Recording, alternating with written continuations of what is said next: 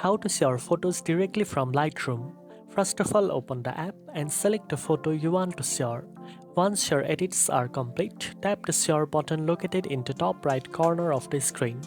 Next, you will see several sharing options. You can export to device, share to social media like Instagram or Facebook, or send via email or messaging apps.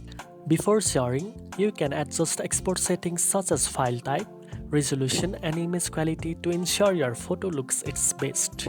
After selecting your preferred sharing method and adjusting settings, tap the tick or share button to send or post your photo directly from Lightroom. Your edits will be preserved and your image will be ready for immediate use online or offline.